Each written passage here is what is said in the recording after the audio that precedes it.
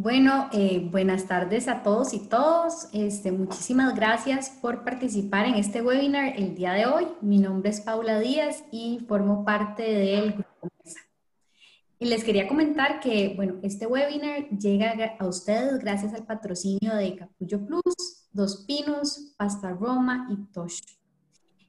Bueno, tal vez a las personas que ahí se van conectando me pueden ir comentando pues un poco de dónde nos acompañan, de qué parte del país, o bueno, si son, ¿verdad?, de otros países, su nombre y pues de qué parte del mundo, digo yo, ahora que todo, ¿verdad?, estamos virtual, de qué parte del mundo nos están acompañando. Vamos a dejar que se vayan conectando los participantes y que me vayan comentando un poquitito de qué partes de qué parte del país o a nivel mundial están ustedes ahorita. Bueno, y comentarles que a las 6 en punto empezamos con este tema, cambios en la alimentación para promover salud individual y para el planeta. Y bueno, aquí nos comentan desde Guanajuato, México, ya nos están visitando, Santana, Tibás, hay varias personas, vamos a esperar a que se vayan conectando poquito a poco. Moravia, Rocío, ahí. Desde Palmares, Marcela nos está acompañando. Esther desde Honduras, Cintia Fuentes desde Alajuela. Vamos a ver, a veces, sí, Alajuela, Gabriela, ¿cómo estás, Gaby? Desde Montes de Oca también. Vamos a ir, es que a veces el chat es un poco, llega más tarde. Desde San José también. Vamos a ir ahí. Viendo quién más se conecta y desde dónde se están conectando, pero bueno, de diferentes, México, Honduras, ¿verdad? Y de diferentes partes del país. Bueno, como les comentaba, pues el tema de hoy se denomina cambios en la alimentación para promover la salud individual y para el planeta, a cargo de la doctora Nadia Alvarado. Ella es licenciada en nutrición, egresada de la maestría en comunicación y desarrollo, ambas de la Universidad de Costa Rica. Además trabaja en la Escuela de Nutrición desde el 2011 y ha trabajado en áreas de investigación como la seguridad alimentaria nutricional, así como en ambientes alimentarios, educación nutricional y la prevención de la obesidad infantil. Les quería comentar que en el caso de consultas y dudas que tengan para Nadia, abajo sale un icono que lo pueden ver, que dependiendo del idioma que tengan, pues la aplicación, preguntas y respuestas o Q y A, y ahí las pueden ir escribiendo y al final la doctora las estará respondiendo. Entonces, bueno, a continuación las dejo con la doctora Nadia Alvarado y el tema cambios en la alimentación para promover salud individual y para el planeta. Muchas gracias, Paula, y muchas gracias al Grupo Mersalud y a los patrocinadores. Yo les vengo a comentar justamente sobre este tema de cambios en la alimentación para promover la salud individual y del planeta. Y yo sé que tal vez este es un tema que uno no asocia demasiado con nutrición, pero realmente es que comer está en el centro de todas las actividades humanas.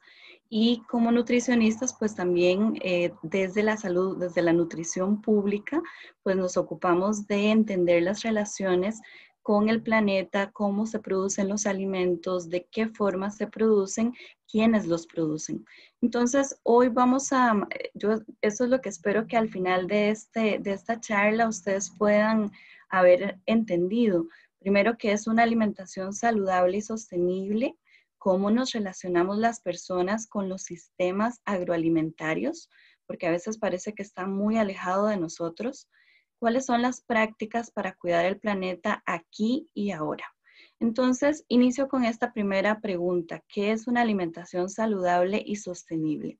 Para esto, pues ya hay mucha investigación Yo me basé en 3 fuentes principales y la principal es esta comisión Eat Lancet, que es, hace un par de años sacaron esta publicación que se llama Alimentos, Planeta y Salud. Esta comisión Eat Lancet está conformada por 37 científicos líderes de 16 países en diferentes áreas de investigación, desde la salud humana, la agricultura, las ciencias políticas y la sostenibilidad ambiental. Y su objetivo fueron desarrollar justamente metas, objetivos científicos mundiales para las dietas y una producción sostenible de alimentos. Como ustedes ven en la figura de la esquina superior, ustedes ven acá el sistema alimentario y cómo es un continuo en donde ustedes ven los límites saludables y los límites planetarios. ¿Qué se refiere a eso? Que realmente necesitamos entender que no está divorciada, que nuestra alimentación impacta el planeta. La forma en que consumimos tiene un rol clave en cómo nuestro planeta va a sobrevivir. Estos científicos hacen una llamada muy, muy urgente porque dicen, tenemos hasta el año 2050 para hacer un cambio radical en nuestra forma de consumo, en nuestra forma de relacionarnos con el planeta, para realmente dejarle a las generaciones que vienen un planeta en donde sea digno vivir y donde sea justo, accesible, donde no sea quien tiene más, sino realmente que sea una oportunidad para todas las personas. Entonces, Eat Lancet lanza 5 propuestas. Y yo sé que aquí se ven como muy teóricas, muy desconectadas de la vida cotidiana, pero realmente a lo largo de esta presentación voy a irles demostrando cómo uno está realmente más cerca de esto que de otras formas de consumo. Entonces, el primero es buscar el compromiso internacional y nacional para cambiar a dietas saludables. El segundo es reorganizar prioridades agrícolas de producir grandes cantidades de alimento hacia producir alimentos saludables. El tercero es intensificar de forma sostenible la producción de alimentos de calidad. El cuarto es esa gestión firme y coordinada de la tierra y de los océanos. Y la quinta es reducir al menos en un 50% la pérdida y desperdicio de los alimentos. Entonces, comer es una decisión política.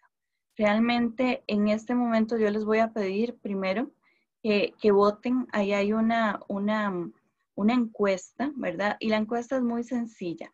¿Qué tomaron el día de hoy? ¿Té, café u otra bebida? Puede ser, no sé, leche, puede ser agua, puede ser alguna bebida, no sé, gaseosa, lo que ustedes tomaron el día de hoy. Entonces, mientras ustedes contestan esto, yo voy a continuar con la presentación. Les decía, comer es una decisión política, porque realmente nosotros cada día estamos decidiendo qué comemos. Ok, ya salieron las encuestas. 51% café, 40% té y otros un 34%. El café, para empezar ahí con esta pregunta, ¿de dónde viene el café que consumimos? Viene de, no sé, por ejemplo, yo vivo en Santana, entonces podría ser que viene de la familia productora Los Pupu, que queda a 2 kilómetros de mi casa y que incluso yo he visitado esa finca. Podría venir de Santa María de Dota, una de las sedes de producción de nuestro café, ¿verdad? Que además es una forma de organización comunitaria, una cooperativa, donde estas familias agricultoras, pues, comercian su café, su café, perdón, o pueden estar en ese 40% que el día de hoy tomaron un té. ¿De dónde viene ese té? ¿Verdad? Viene de China, viene de, no sé, lo compraron en Inglaterra y después, ¿verdad? Vino a Costa Rica. ¿De dónde viene ese té? El té es una bebida que realmente no es autóctona de América, pero es parte de nuestro hábito.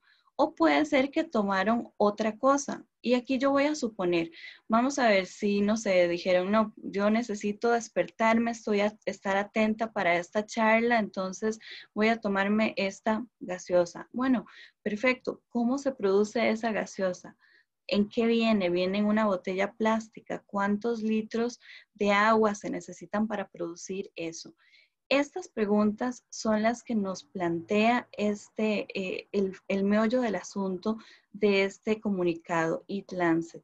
Y cada vez que nosotros tomamos la decisión de consumir alguno de estos, pues realmente estamos haciendo una decisión de compra. Estamos apoyando, por ejemplo, como les dije en el ejemplo, a la familia productora, a la cooperativa local, importadores de té o empresas transnacionales que además pues, tienen alcances a nivel mundial. Entonces, cuando estamos haciendo esa decisión de compra, estamos tomando una decisión de apoyar distintas formas de consumo, distintas formas de producción. Esta comisión Eat Lancet lanza 3 términos y realmente yo voy a referirme solamente a 2 el día de hoy. El primero es la salud planetaria, es decir, la salud de la civilización y el estado de esos sistemas naturales de los que depende. También la dieta basada en la salud planetaria, que es lo que vamos a ver con un poco más de profundidad. Y también lanzan el rol fundamental que desempeñan esas dietas para vincular cosas que parecieran no tener tanta conexión. Por ejemplo, la salud humana, la sostenibilidad ambiental y cómo podemos transformar los sistemas alimentarios para lograr los objetivos de desarrollo sostenible y el Acuerdo de París. Entonces, para cuidar nuestro planeta aquí y ahora, lo primero que necesitamos preguntarnos es cómo se produce lo que estoy consumiendo, quién lo produce y quién se beneficia. A su derecha ustedes pueden ver una caricatura política de Olman Bolaños que recientemente pues dice, este no es el desarrollo que Costa Rica necesita y que sintetiza un montón de cosas que sucede a lo largo de la producción de nuestros grandes cultivos de exportación, los bananos y la piña. Por ejemplo, y pues todo el uso de agroquímicos, qué pasa con el agua, con las fuentes de agua, qué pasa con las áreas de conservación, qué pasa con las personas que están vinculadas en esa producción, ¿verdad? Sabemos que en este momento, pues, a lo largo de estas semanas nos hemos dado cuenta que hay un montón de gente que viene, ¿verdad?, de otros países a trabajar en eso en condiciones laborales no tan favorables y que además, pues, por las leyes fiscales hay excepciones y no pagan impuestos. Entonces, pues, estos son temas que necesitamos enfrentarlos y que no necesitamos seguir pensando que no ocurren en un país donde una de las banderas es el discurso verde. Y por otra parte, ¿verdad? Una de las grandes mentiras que nos han dicho es que no estamos conectados. Realmente todos en el planeta estamos juntos y más entrelazados de lo que creemos. Estas son las palabras de Miriam Gorbán, una nutricionista argentina que lidera la Cátedra Cátedra Libre de Soberanía Alimentaria. Y ella lo que dice, bueno, Argentina tiene muchos problemas con lo que es las grandes extensiones de monocultivo, soya, trigo, etc. Y suceden pues muchas cosas como los pueblos fumigados. Nosotros no estamos tan lejos. Realmente, si se dan cuenta, la zona del Caribe, la zona del Atlántico, hay pueblos enteros que no tienen agua potable. El AIA llega día a día a entregar en camión cisterna agua potable porque han sido contaminadas esas fuentes gracias a las fumigaciones de producción de banano, pero lo mismo puede suceder más al norte en Upala, ¿verdad? Con la piña o más al sur de nuestro país también con la piña. Entonces tenemos 2 grandes escenarios que parecen ser contradictorios. Por un lado tenemos toda esta idealización de la agricultura, ¿verdad? Que está a su lado izquierdo, donde hay sistemas de cultivo de múltiples cosas, por ejemplo, hierbas medicinales, maíz, trigo, frijoles, ayote, ¿verdad? Otro tipo de vegetales. Y por otro lado tenemos este monocultivo, donde vemos que además se industrializa, se potencia todo lo que es el uso de tecnologías vinculadas, llámense semillas híbridas, llámese agroquímicos. En esta escena, pues acá lo que vemos es una foto del documental Costa Rica Pura Piña, que es de Era Verde en canal UCR del 2016. Y lo que ustedes ven ahí verde es solo piña, es un desierto de piña y actualmente Costa Rica, el 1% de nuestro territorio nacional es piña. Entonces necesitamos empezar a entender que no estamos haciendo en nuestro país, en nuestra querida Costa Rica, un sistema tan amigable con el planeta. A pesar de que sí tenemos otras flores que ponernos en el ojal, pero este tema de producción de alimentos es una donde necesitamos que más gente esté enterada de la situación. Y ustedes comparemos la foto anterior, donde hay un montón de personas que realmente estaba ahí en su comunidad, ¿verdad? Con su ropa común y corriente, con sombreros, con botas, y esta otra persona que está pues cubierto de pies a cabeza, protegido con guantes, con trajes, con caretas, con respiradores, para realmente no contaminarse con esos agroquímicos. Entonces, pues si eso es lo que necesita una persona, ¿cómo estará además el suelo, las plantas, los animales, la fauna que vive en ese ecosistema? Esta imagen probablemente ya la han visto, pero cuando hablamos de acaparamiento del mercado, nos referimos a que hay alrededor de 10 casas madres de productos a nivel mundial y que pues tienen marcas, tienen hijos, ¿verdad? De marcas, pero al final y al cabo es un acaparamiento de los recursos, del dinero que usted y yo pues invertimos en esos productos. Y incluso hay gente que dice hay que cuestionar porque ni siquiera hay algunas categorías de alimentos que no necesariamente son alimentos, son productos ultraprocesados y productos, no alimentos. ¿Por qué? Porque se desviste al alimento de muchos significados. Se les desviste de ser un alimento valorado como tal, sino más bien solo algo que necesito que la gente compre, compre y compre, ¿verdad? Que incluso, como decía Enrique Jacobi de la OPS, entra la gente en una zona donde solo quiero comer una más, una papa más, un chocolate más, y realmente no es algo que me esté alimentando, es algo nada más que está estimulando mis sentidos, mis órganos, la parte organoléptica, para estimularme a que yo compre más. Entonces, ¿cómo recuperamos el poder? ¿Cómo recuperamos esa relación más sana con un sistema agroalimentario? Porque la imagen que les pinté anteriormente, pues puede ser que de repente alguien se sienta pues un poco extraño, como no darse cuenta de que todo eso está sucediendo, pero realmente está sucediendo. Realmente hay empresas que acaparan esos recursos, que además le venden a los agricultores no solamente la semilla, el sistema de producción, los agroquímicos, sino que además pues el poder o no entrar a un mercado. Y la forma de recuperarlo empieza a donde estamos, el consumo local. Lo que necesitamos es realmente que la gente se dé cuenta de que tenemos más poder de lo que creemos, que las personas que están a nuestro alrededor son personas que producen y que necesitamos pues alimentarnos de ellas.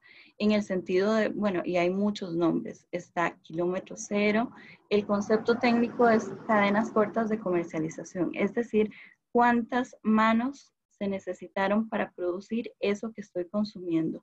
Y me devuelvo al ejemplo de lo que comimos, lo que tomamos el día de hoy, la tarde de hoy. Si ustedes tomaron café y pudieron responder la pregunta, ¿dónde se produce el café que estamos consumiendo? Podríamos incluso llegar a encontrar a las personas que cultivaron ese café, que procesaron ese café. Cosa que no es tan fácil cuando estamos hablando de té. Incluso estas cajas que dicen, bueno, esto es de comercio justo, no tiene transgénicos, es producido en condiciones de cooperativas, ¿verdad? Pues sí, puede que sea así, pero podemos encontrar a esas familias que lo produjeron, no necesariamente. ¿Y cómo se distribuye el dinero que yo pagué por eso? Digamos, si una caja de té cuesta 3.500 colones, ¿cuánto se deja la empresa, el supermercado, quien lo importó, aduanas, el transporte? ¿Cuánto le llega realmente a esas familias productoras? Por ejemplo, en el caso del chocolate, que es también una de las posibilidades que alguien haya tomado cocoa, cacao el día de hoy, pues realmente el chocolate es uno de esos productos que a nivel de Centroamérica y de los países de África que también lo producen, es súper mal valorado. O sea, realmente se dice que solamente 6 centavos de cada dólar le llegan a las personas productoras. El resto, esos 94 centavos de dólar, se distribuye en todas esas otras personas, los productores, los importadores, las casas comerciantes, etc. Entonces, el alimento va perdiendo esa capacidad de representar a un pueblo, de conectarnos con las culturas, de realmente ser un reflejo del ambiente en el que vivo. Y se va convirtiendo más que todo en una comercialización, en una forma de lucrar, ¿verdad? Con los productos. Entonces, acá yo igual lanzo dos preguntas. ¿Cuál es la huella de carbono de eso que estamos consumiendo? ¿Y de qué forma podemos hacer un consumo responsable? Esta foto que está acá de la Feria del Agricultor me gusta mucho porque a veces en la feria uno, y el nombre mismo, la feria, uno espera poder negociar un poquito el precio. No, eso está muy caro, me lo da un poco más barato, pero ¿nos atrevemos a hacer esa misma negociación con un supermercado? Probablemente no, porque el supermercado te dice, di no, si usted no tiene esos 1.000 colones, pues no se lo lleva y punto. Pero pareciera que que no queremos reconocer que el trabajo que implica producir, pues tiene un precio y ese comercio justo es necesario también valorarlo. Es el trabajo, el esfuerzo y el cariño que muchas personas le ponen a lo que cultivan. Volvámonos un poquitito a este Eat Lancet. Eat Lancet además dice, la alimentación saludable y sostenible es una alimentación basada en plantas. Yo no me voy a detener demasiado en esta tabla, que lo que dice y lo que refleja es cómo cada grupo de alimento tendría una contribución en términos de gramos por día, ¿verdad? Cuántas calorías aporta, cuánto podríamos estar consumiendo, sino que se los voy a ilustrar de dos formas. La primera es que a partir de Eat Lancet, México, el Instituto de Salud de México, de Salud Pública, ha desarrollado, me voy a volver a esta, ha desarrollado esto que se llama la dieta de la milpa.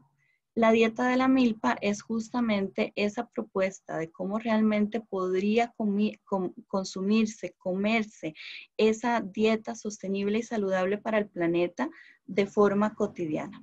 Entonces, realmente no es tan diferente a lo que ya en Costa Rica se recomienda.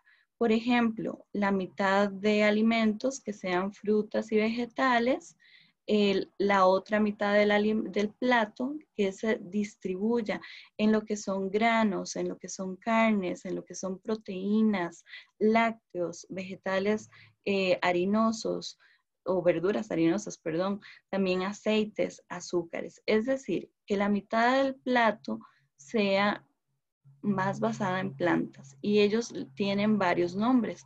Alimentación flexitariana porque se conoce pues aquellas que tienen una cantidad menor de carne sin llegar a ser pues dañina para la persona. Alimentación basada en plantas podría ser también vegetariana o vegana. Todas estas formas de alimentarse contribuyen a que sea tanto saludable como sostenible. E iniciativas que nos llaman la atención, que nos educan en términos de cómo podemos hacer esta transición, porque creo que el comer una alimentación vegetariana, perfecto, si usted lo puede hacer, pero si no, pues tampoco es de castigarse. Hay iniciativas como Lunes sin Carne, en donde las personas pues deciden un día a la semana no comer ningún tipo de producto animal. Y de esa forma, pues estamos contribuyendo a que los sistemas no exploten tantos recursos como aguas, tierras y los mismos animales. Es decir, el punto al que quiero llegar, no es necesario hacerlo de forma perfecta. La perfección es algo que no es sostenible, pero sí hace falta tomar pasos conscientes para incorporar más plantas, más alimentos basados en plantas en nuestra alimentación y reducir la cantidad de productos animales. Ahorita más adelante voy a profundizar un poquito en ese impacto. Y bueno, devolviéndonos a la dieta de la milpa, esta también es una dieta mesoamericana. Si ustedes se dan cuenta, responde a muchos de los patrones de los hábitos alimentarios que tenemos acá en Costa Rica y en muchos países de la región. Por ejemplo, y bueno, empecemos por el centro, la lactancia materna. Y eso es una de las cosas fundamentales que ahorita voy a profundizar un poquitito más. Aquí también ellos lo que dicen es, bueno, necesitamos la mitad del plato o casi la mitad en lo que son frutas y vegetales diarias, la mayor cantidad posible en cada tiempo de comida. Después, una cantidad suficiente de cereales integrales, es decir, aquellos que han sido poco procesados. Frijoles, ¿verdad? Está también acá muy presente. Dicen por lo menos media taza de leguminosas, frijoles, lentejas, garbanzos, etcétera, durante el día. O una taza si no se consume ningún alimento de origen animal. También dicen involucre lo que son las carnes de 3 a 4 veces a la semana. No diariamente, pero sí de 3 a 4 veces a la semana. Y acá lo dicen también muy específicamente en lo que son pescados, huevos y mariscos, con un poco más de frecuencia que lo que son carnes rojas, ¿verdad? Como, bueno, pollo, cerdo, res. Y también lo que sí recomiendan es de 2 a 4 veces lo que sea la actividad física. Es decir, esa dieta de la milpa va sintetizando muchas de las cosas que ya sabemos que son buenas para nosotras, pero que además también involucra esa conciencia de que estamos cuidando del planeta. Y por otra parte, se llama la dieta de la milpa porque tiene los 4 fantásticos, como lo denominan. El maíz, el frijol, la calabaza, ¿verdad? Mexicana o el ayote sazón costarricense y los chiles, chiles dulces, chiles picantes.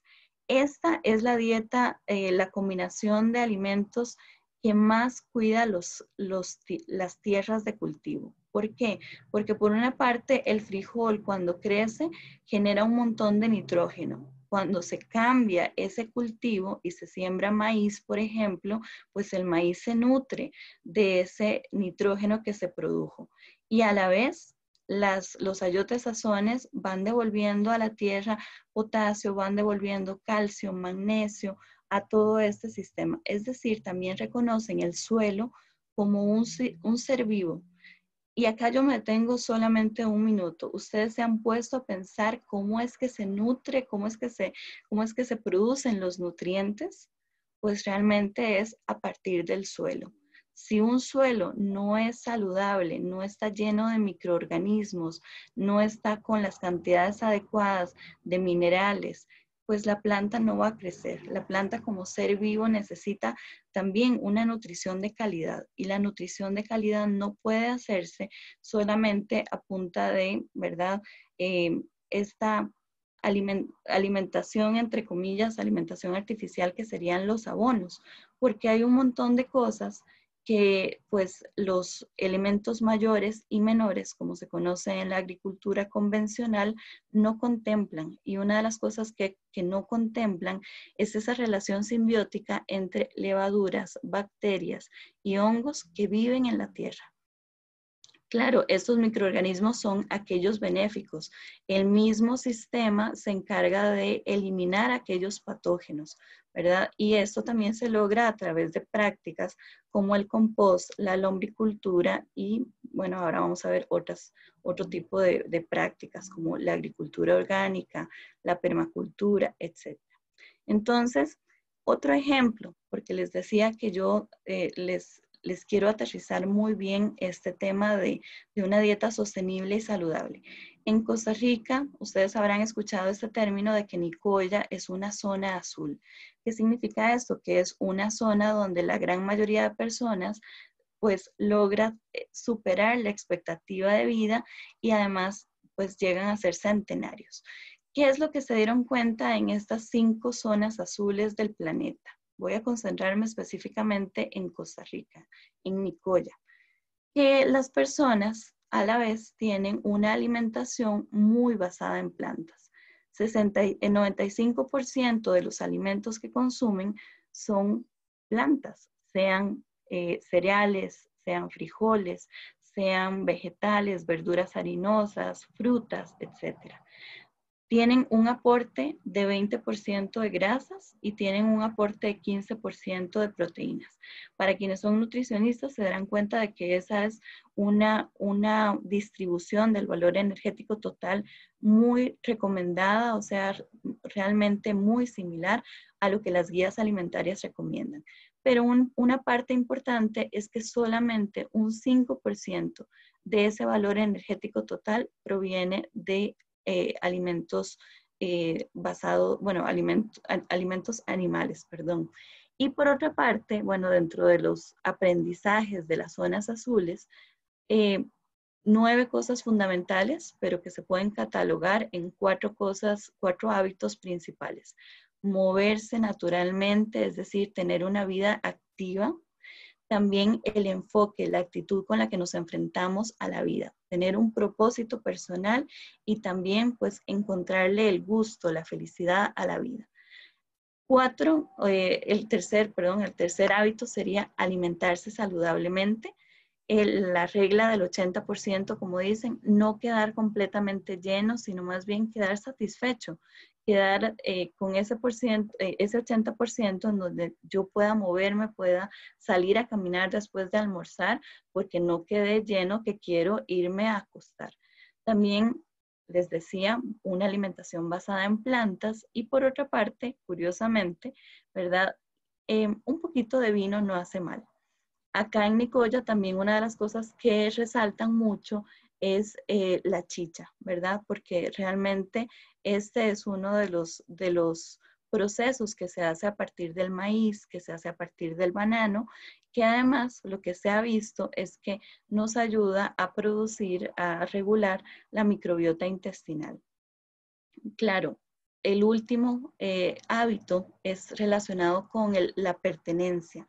Entonces, unas familias muy unidas, pertenecer a una comunidad y encontrar nuestra tribu, es decir, aquellas personas con las que nos sentimos cómodas, con las que podemos crecer y que nos hacen ver la vida de forma optimista. Siguiendo con esto, también la lactancia materna, ¿verdad? Lo vimos en la dieta de la milpa. Pero yo acá quiero resumir un tema que puede ser muy extenso y apasionante, como es la lactancia materna. Primero, es un alimento vivo y dinámico. Realmente la leche materna se adapta, sea que usted tenga un bebé prematuro o que ese bebé ya tenga 5 años, ¿verdad? Como mamíferos que somos, podemos mantener una lactancia extensa, ¿verdad? Pero 6 meses a 2 años es lo que los organismos internacionales recomiendan, que uno pueda mantener esa lactancia materna por lo menos ese tiempo de 6 meses de forma exclusiva para darle a su hijo primero la primera vacuna, los anticuerpos y células que van a colonizar el intestino, que van a generar la microbiota intestinal y que además van a estar en constante comunicación con el ambiente. También estos beneficios se extienden durante toda la vida. Se ha demostrado que las personas que reciben lactancia materna por más tiempo tienen menos probabilidades de tener obesidad y diabetes en la vida adulta. Y yo acá les traje una foto de 2 leches maternas tomadas con 12 horas de diferencia. La primera es, que ustedes la ven como más blanca, la leche materna de una mamá que se extrajo y dijo, mi bebé se está enfermando. Le veo ahí moquitos, está incómodo, pero bueno, lo dejo dormir y mientras me saco esta leche. Y esta es la leche a la derecha de las 8 de la mañana. ¿Qué es lo que pasa? ¿Por qué se ve amarilla? Porque está cargada de anticuerpos, de leucocitos, células blancas, glóbulos blancos, que lo que hacen es proteger a ese bebé contra esos virus, contra esas bacterias. ¿Qué es lo que sucede? Que en el pezón hay células que reconocen la carga viral y entonces mandan la orden de producir una leche materna con más cantidad de glóbulos blancos, de leucocitos.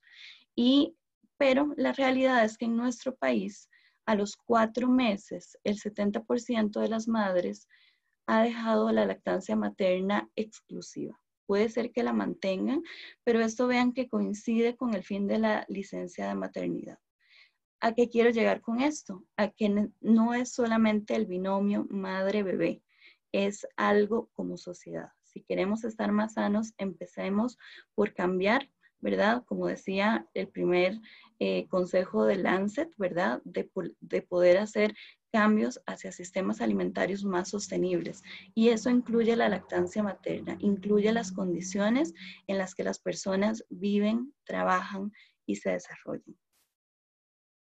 Y el costo de las fórmulas lácteas es la otra cara de la moneda, porque a veces, sobre todo en personas de bajos recursos, ¿verdad? Quienes hemos trabajado con migrantes, sabemos que muchas veces se preocupan por darle a sus hijos la mejor alimentación, pero muchas veces eso lo ven, lo interpretan como algo comprado, como algo que viene de afuera, como algo diseñado, pero realmente, como vimos antes, pues nada puede sustituir la leche materna, ese alimento que es vivo y que es dinámico.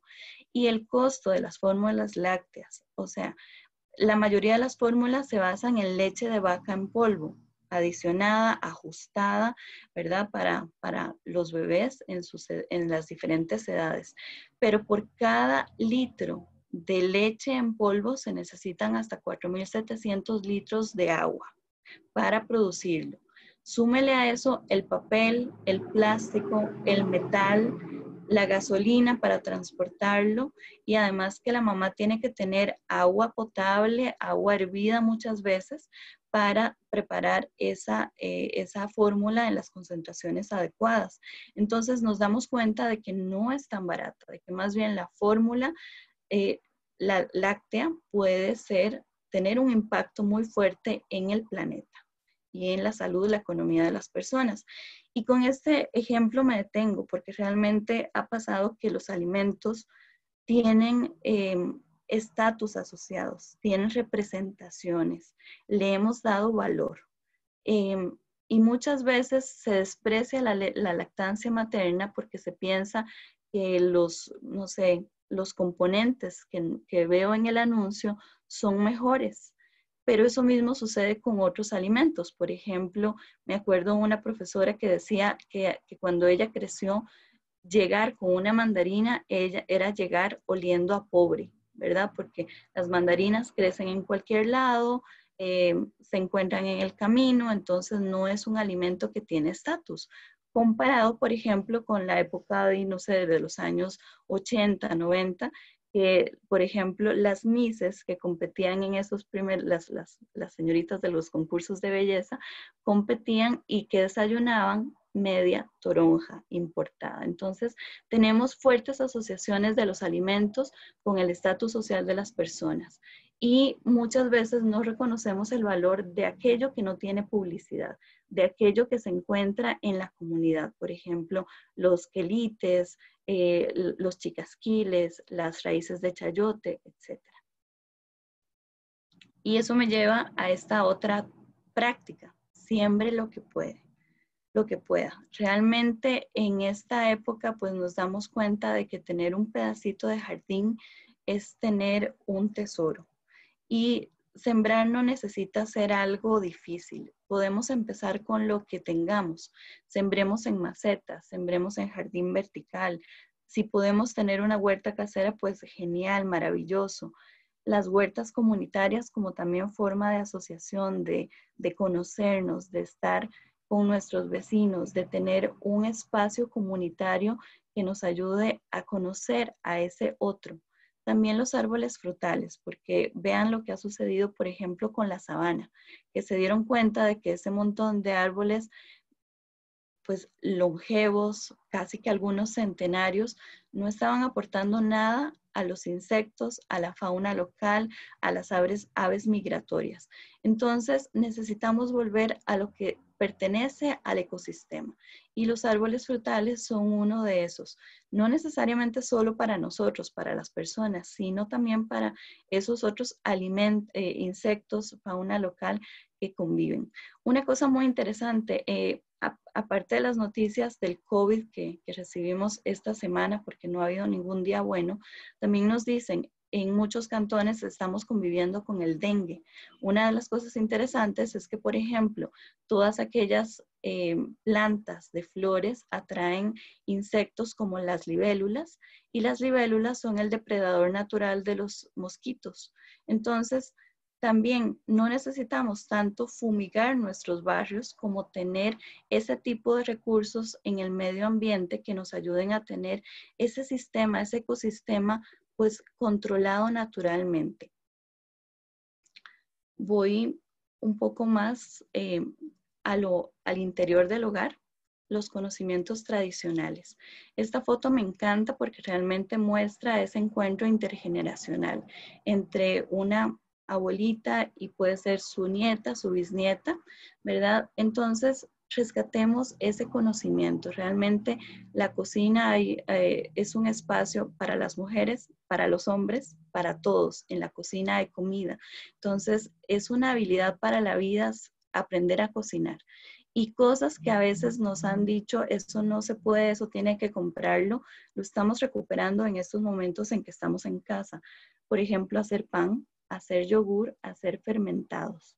Y también conozca todos aquellos alimentos tradicionales, subutilizados. Yo mencioné algunos, pero antes en nuestros hogares había verdolagas.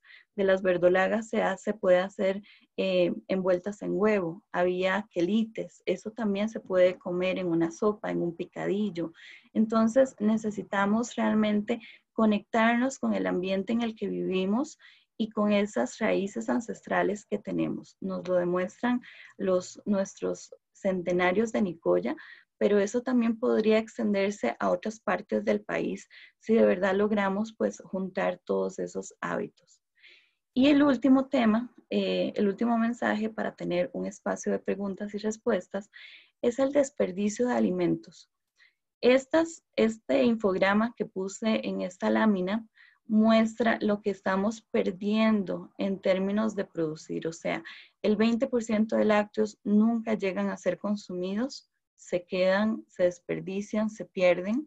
Lo mismo sucede con el 30% de los cereales, el 45% de las raíces, de los tubérculos, con el 20% de la carne de res.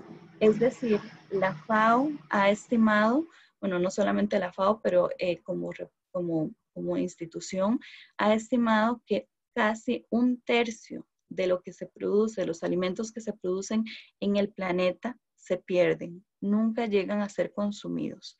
Y eso tiene varias raíces. Puede ser malas prácticas agrícolas que en el manejo post cosecha haga que se pierda esto, pero también en el hogar. Muchas veces no estamos haciendo un proceso de compra planificado, no estamos haciendo un menú, se nos olvida que tenemos guardado, que tenemos congelado, que tenemos ya cocinado y cuando nos damos cuenta ya le creció hongos, bacterias, levaduras.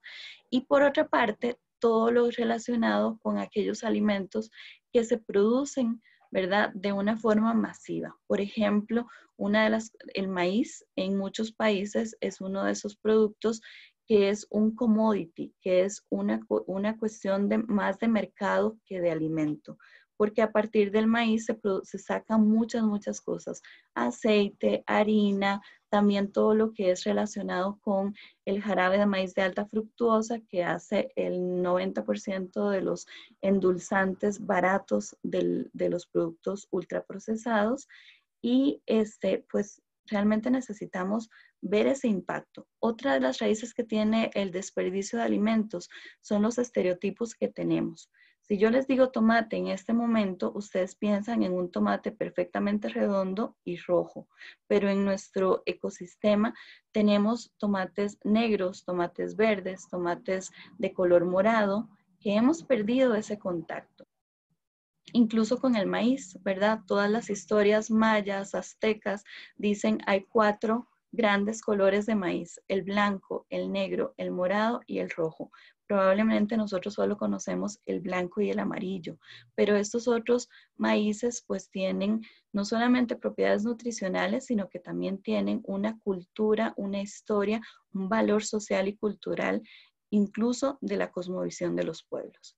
Entonces, ya para ir finalizando y que nos dé chance de conversar un momento, el último elemento es el plástico. Necesitamos de verdad no solamente reciclar, sino reducir, rechazar, reutilizar, reducir nuestro consumo y finalmente como último paso, reciclar.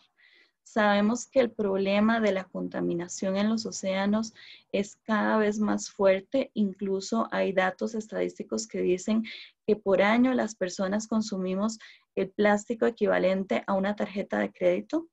Y eso a mí me asusta, porque el plástico no solamente está contaminando a los océanos, está contaminando a la vida marina, nos está contaminando a nosotros también.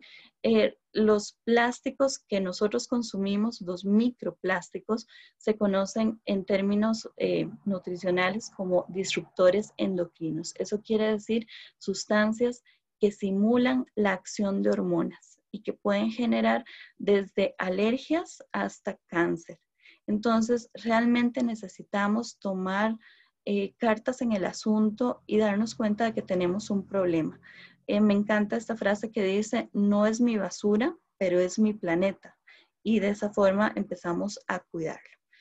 Finalmente, bueno, yo acá soy súper chapa en redes sociales, pero les dejo lugares donde pueden encontrarme. Semanalmente produzco un programa de radio que se llama Consúltenos sobre Nutrición. Lo pueden encontrar en radiosucr.ac.cr. Se transmite en la 870 UCR. Y también pueden encontrarnos en los Facebook de la Escuela de Nutrición. Uno se llama así Escuela de Nutrición y el otro se llama Nutrición para Vivir Mejor. Y finalmente en la red Informas, que se encuentra en Twitter, que la red Informas es una red a la que pertenezco que se encarga de analizar el sistema alimentario.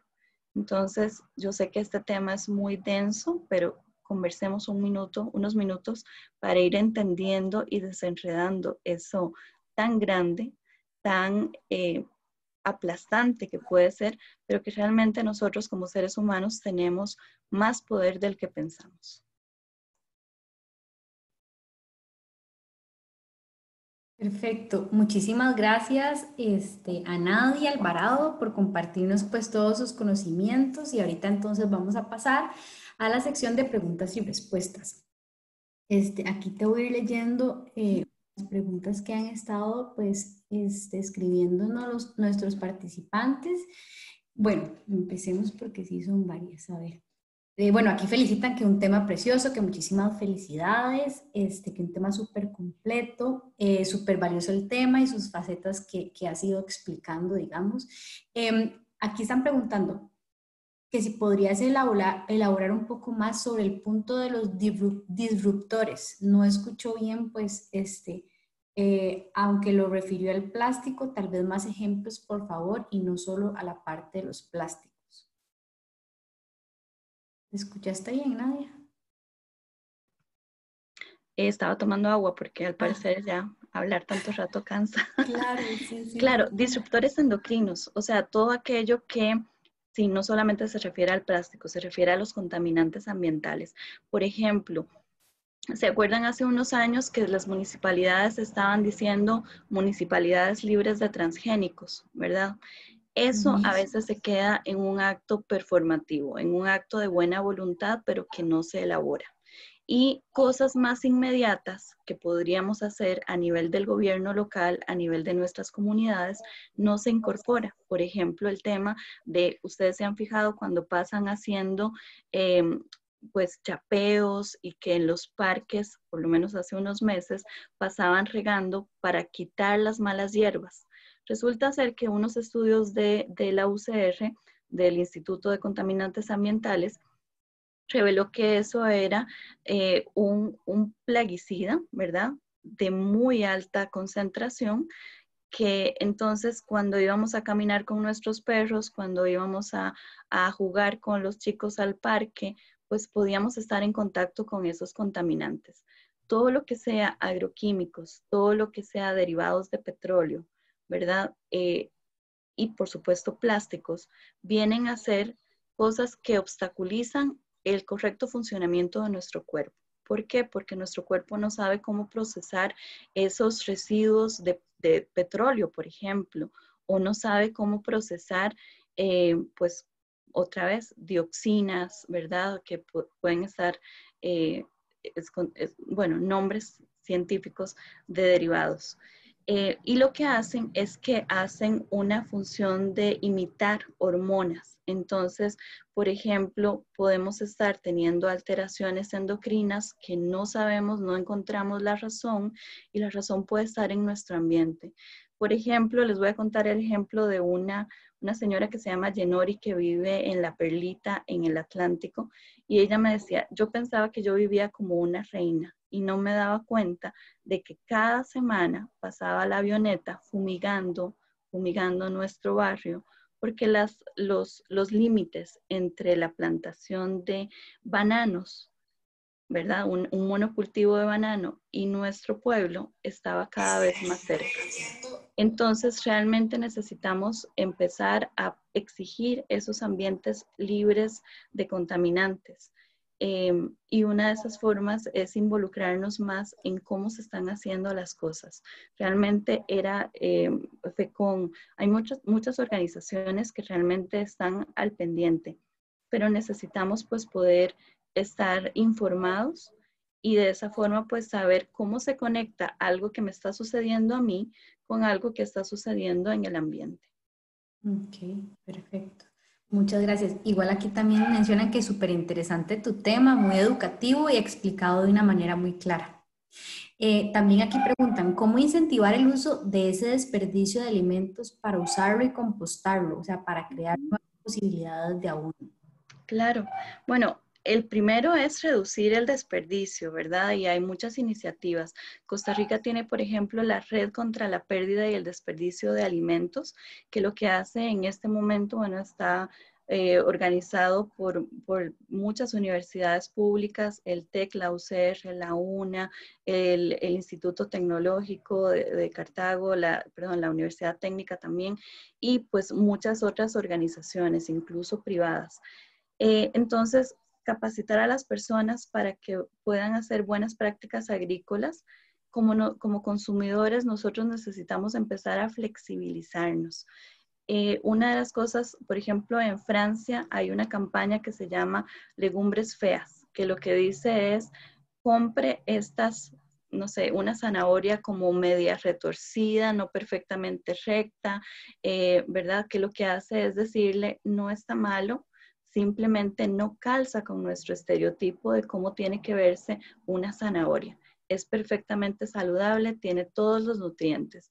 Muchas veces esto se ha hecho porque, bueno, cuando uno ve, por ejemplo, anuncios, uno ve el estereotipo, ¿verdad? Aquella imagen que mejor representa el alimento, pero no necesariamente representa a todos.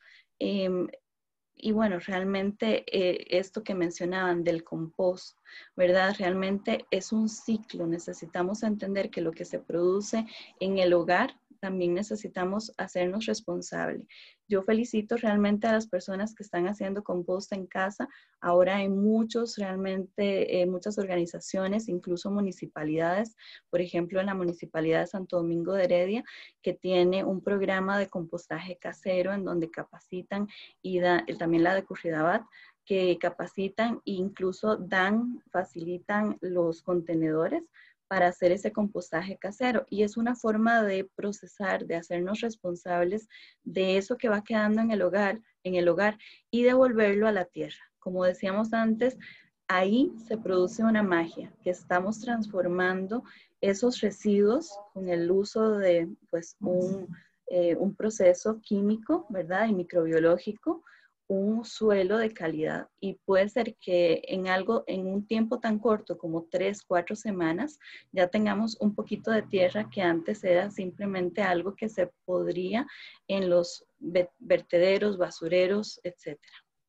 Ok, perfecto. Sí, aquí mencionan, si se mantiene una dieta vegetariana, pueden haber deficiencias en nutrientes. ¿O cómo podríamos evitar eso y así poder ayudar al ambiente? Bueno, con la ayuda de nosotras, nutricionistas, o sea, realmente hoy les vengo a hablar del planeta, pero pues, bueno, hay tantas colegas que se especializan en temas tan específicos que es nada más de buscar ese apoyo.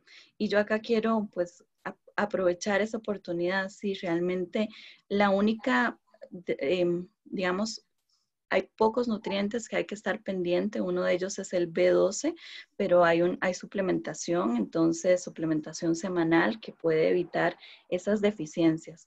Deficiencias proteínicas no va a suceder. Realmente las leguminosas y los cereales nos aportan ese complemento perfecto que lo que hace es hacer proteína de buena calidad, proteína completa.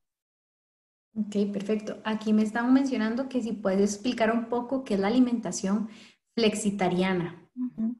Flexitariana es un término que es muy basado en plantas, ¿verdad?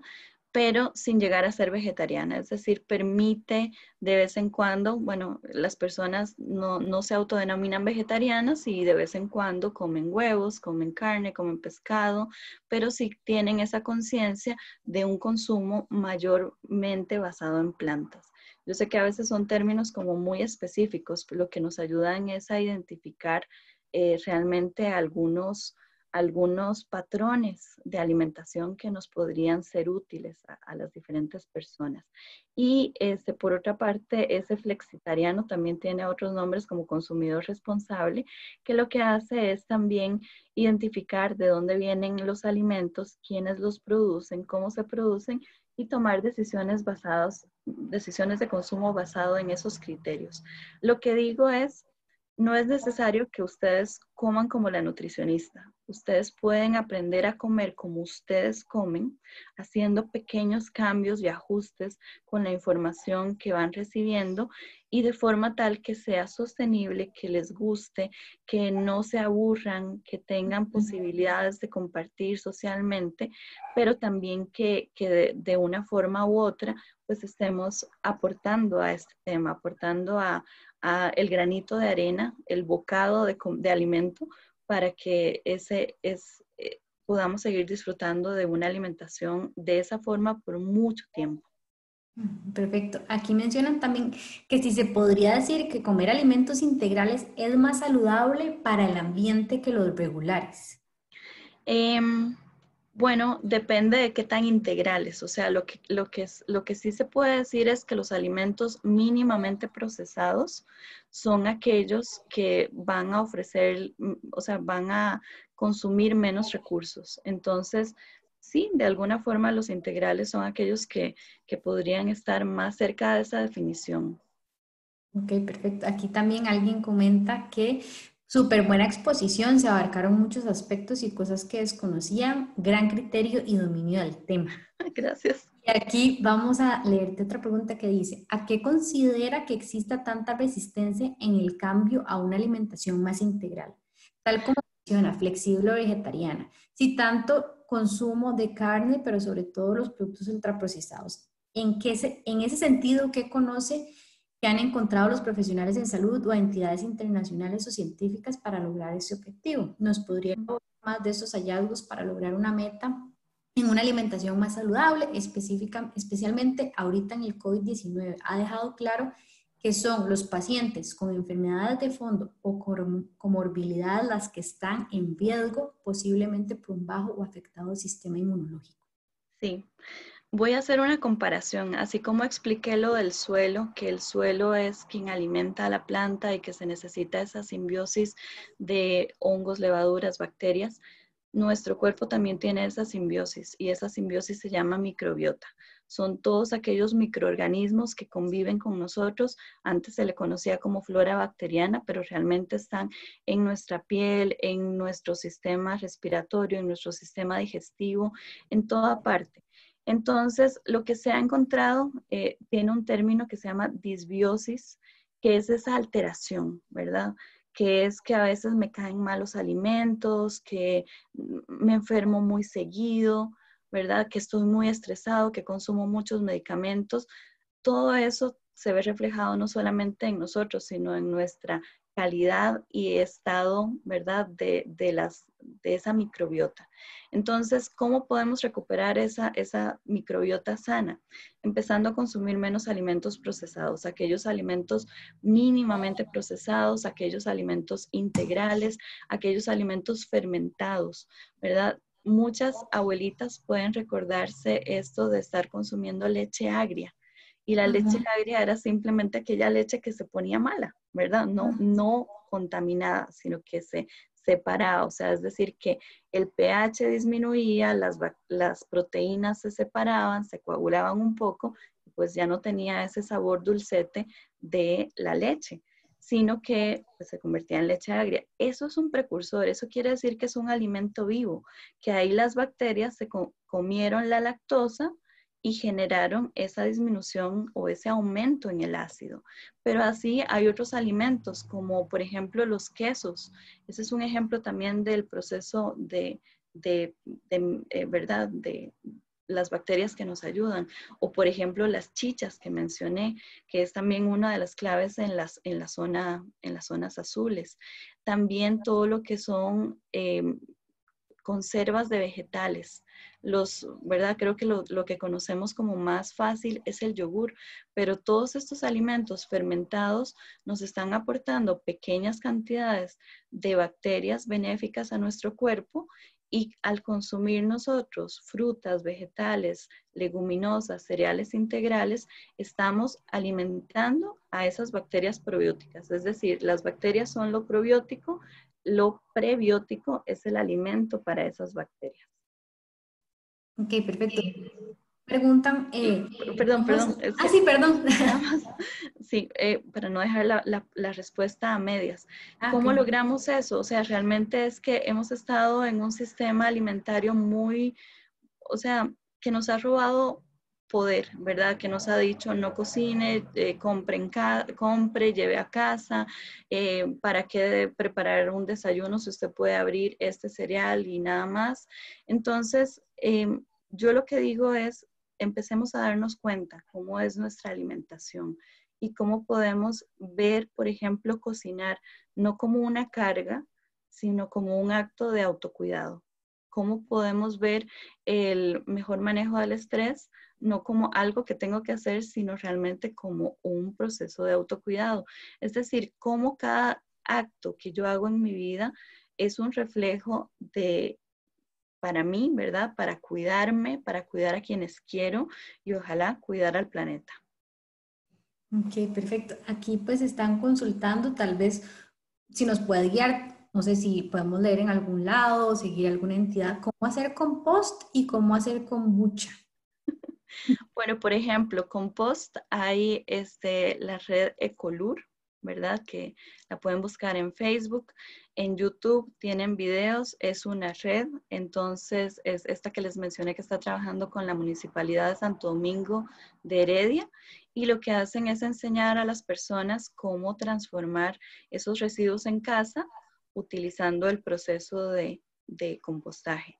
También pueden hacer otras cosas como lombricultura, quiere un poquito más de conocimiento y cuidado, pero lo importante es eso, empezar a darnos cuenta cuánto residuo sale en nuestro hogar, que muchas veces no son solo las cáscaras y las semillas, a veces también es alimentos que murieron en la refri. Entonces, empezar también a darnos cuenta a partir de ese proceso cómo podemos ir mejorando, cómo podemos comprar solo lo que necesito, cómo puedo, qué sé yo, tener una albahaca porque ya sé que siempre que la compro en la feria no la utilizo, entonces mejor tenerla sembrada.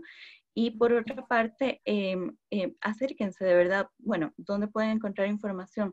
El INA. El INA tiene una sede dedicada a la agricultura orgánica.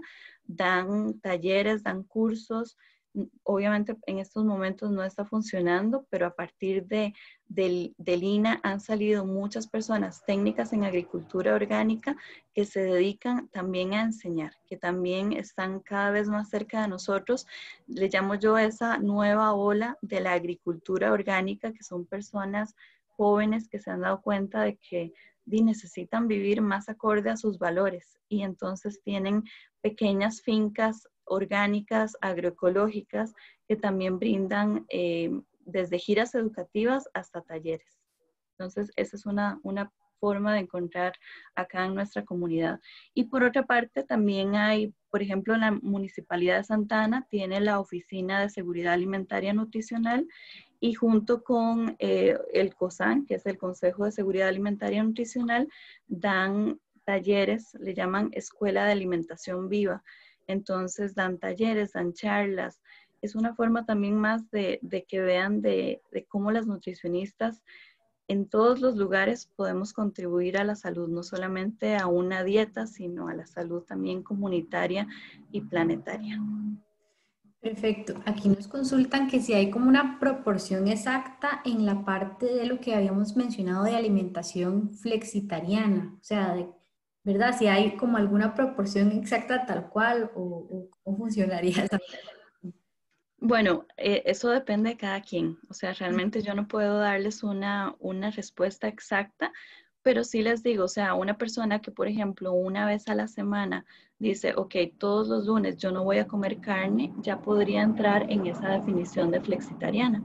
Es decir, es una persona que va adoptando pequeños pasos y hábitos sin llegar a ser vegetariana, pero que sí está consciente de esa alimentación más basada en plantas.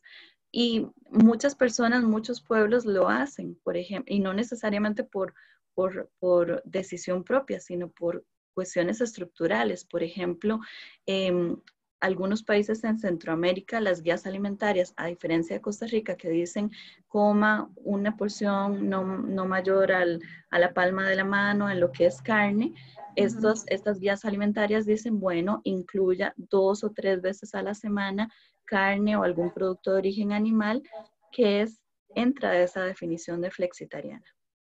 Ok, perfecto. No, más bien, muchísimas gracias de verdad por tu tiempo y por compartir todos estos conocimientos con nosotros y con los participantes. Ya vamos entonces ya cerrando, más bien agradeciendo a todos los que nos acompañaron ahorita en este webinar, a la doctora también Nadia Alvarado, y les queríamos también recordar que el próximo jueves 9 de julio, igualmente a las 6 de la tarde, vamos a estar presentando el tema alimentación consciente. El link para registrarse va a estar publicado en el Facebook de Grupo Mersa. Y pues igual agradecer a este webinar, gracias al patrocinio de nuestras marcas Capullo Plus, Dos Pinos, Pastas Roma. Entonces, muchísimas gracias, muy buenas noches y nos vemos la próxima semana. Hasta luego. Hasta luego.